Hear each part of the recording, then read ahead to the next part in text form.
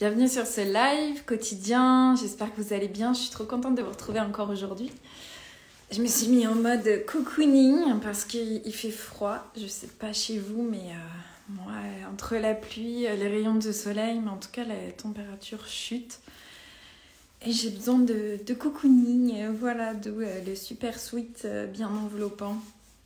Dites-moi comment vous allez, je vous laisse arriver. Je vous ai mis le petit rappel du challenge de la semaine. Hein. J'ai pas craqué, j'ai kiffé. Dites-moi où vous en êtes par rapport à ça.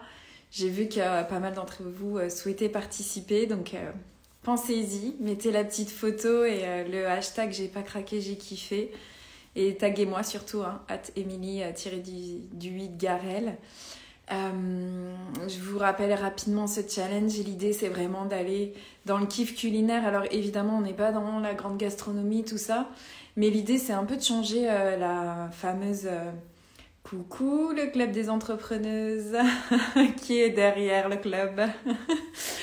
Alors, pour vous rappeler ce challenge, l'idée, c'est d'aller voir justement, coucou Alexis, de changer le discours intérieur de quand on a envie de quelque chose, de manger quelque chose, de se faire plaisir, d'arrêter de s'auto-flageller avec des non je vais pas craquer et d'être en résistance pour finalement ne faire que tendre cette résistance, cette tension pour craquer davantage après et culpabiliser davantage parce que là où finalement on n'aurait mangé qu'un seul truc, on finit le paquet ou on finit la boîte ou on dévalise le placard. Donc voilà, n'hésitez pas à mettre ce petit hashtag quand vous partagez justement ce dont vous avez envie, que vous mangez en conscience et que vous kiffez tout simplement. Vous prenez le temps de déguster, de savourer. Et ensuite, vous voyez, on a toujours peur que justement après il se crée une dépendance, ce qui est rarement le cas. Parce qu'à partir du moment, coucou Céline, bienvenue sur ce live, j'espère que tu vas bien. À partir du moment où on répond à ses besoins en conscience sur le moment, quel qu'il soit, la tension ne se crée plus, il n'y a plus de résistance, le corps est rassuré et donc le message est au vert, tout est ok. Le corps va se mettre en résistance et va digérer ou en tout cas accueillir la chose, si c'est de la nourriture, de manière beaucoup plus fluide que si on se crée tout un truc autour. Donc voilà, écoutez vos envies, répondez-y sur le moment et kiffez et passez à autre chose ensuite. Pas la peine de rentrer dans un truc de culpabilité ou autre. Donc ça, c'est pour le petit challenge de la semaine. Vraiment, partagez-moi. Et puis, ça fera aussi un mouvement. Donc, ça peut-être donnera l'impulsion aux personnes qui hésitent encore ou qui se disent « Bah non, je ne vais pas afficher ce que je mange parce qu'il y a encore cette notion d'aliment autorisé, d'aliment interdit. » Je viens de vous partager le sneakers. C'est pas de la grande gastronomie, mais c'est ce qui me fait envie en ce moment. Ce côté voilà un peu salé, cacahuète et puis le côté un peu glacé. J'adore les glaces, même s'il fait hyper froid. Bon, cherchez le lien, il n'y en a pas forcément, mais en tout cas c'est ce dont j'ai envie en ce moment. Et puis voilà, et dans 2 jours je passerai à autre chose et c'est pas un sujet en fait, voilà. Néanmoins, si ça reste un sujet sensible pour vous, et ce que je peux tout à fait comprendre, c'est important d'aller voir ce qui se joue derrière. Et donc, d'aller creuser, de ne pas laisser ça en suspens parce que c'est quand même malgré tout un comportement qui, s'il est trop récurrent en termes de tension, de résistance, de culpabilité, qui peut faire du mal, qui peut diminuer l'estime de soi. Donc, je vous invite vraiment, si vous êtes concerné ou si quelqu'un de votre entourage est concerné, à en parler déjà, à venir m'en parler si vous le souhaitez. Je reste toujours dispo pour échanger sur ces sujets-là et à voir ce qui est possible de mettre en place pour justement sortir un peu de cette spirale infernale. D'où aussi le lien avec la thématique d'aujourd'hui. J'avais envie de vous en parler parce qu'il y a eu 2 résonances aussi aujourd'hui. C'est le pouvoir de l'accompagnement. Le pouvoir du coaching, en tout cas le pouvoir de la verbalisation, de juste pouvoir prendre le temps de se pencher sur la problématique qui peut nous freiner ou nous faire souffrir à un moment dans notre vie. Donc ça, c'est vraiment important. Et ce matin, du coup, ce midi même, j'étais avec une de mes clientes. Et comme quoi, il n'y a pas...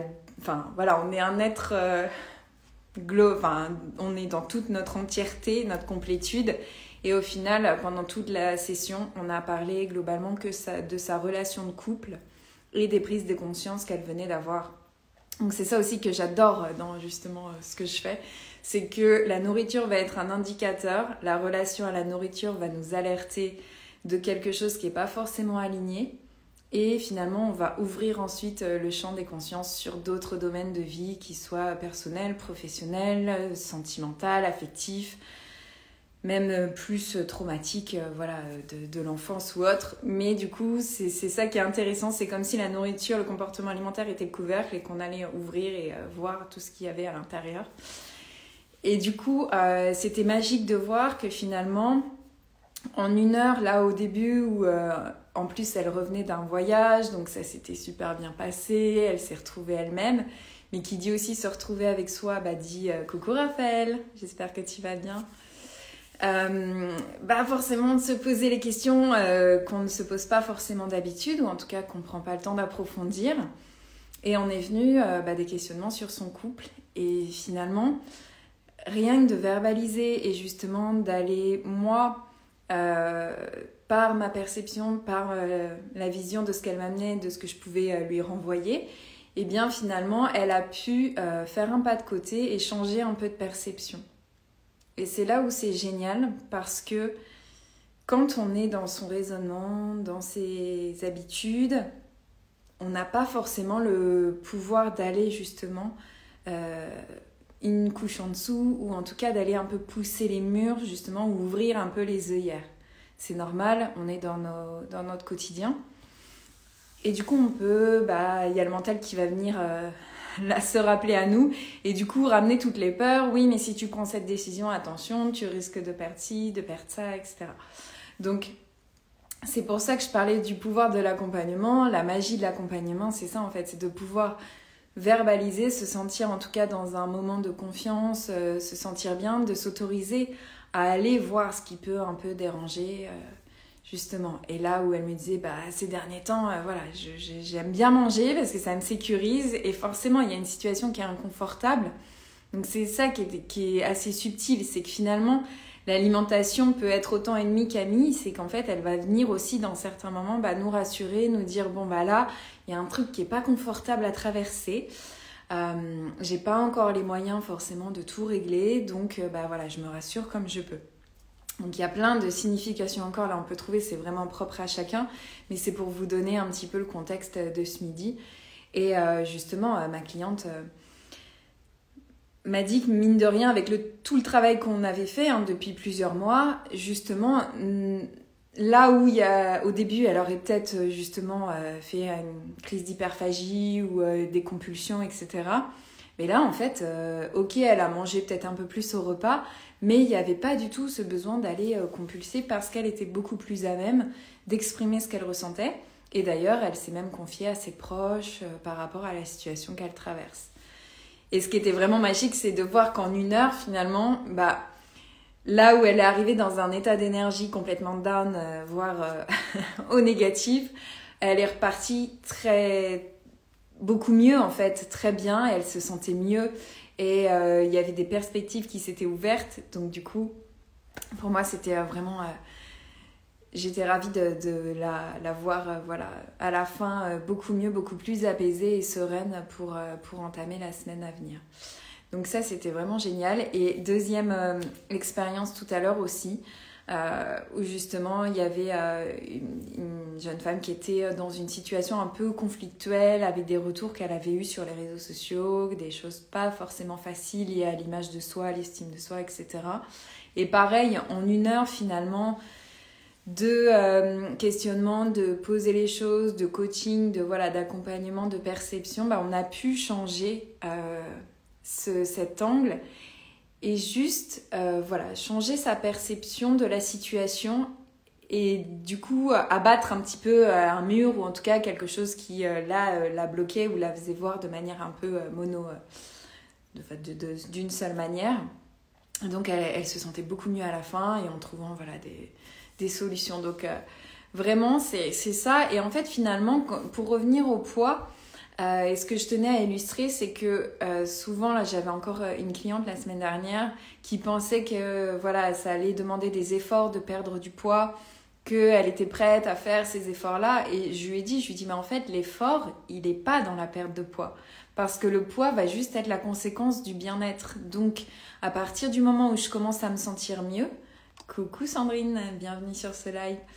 À partir du moment où je commence à me sentir mieux dans ma tête, dans mon corps, et ben en fait le poids va suivre.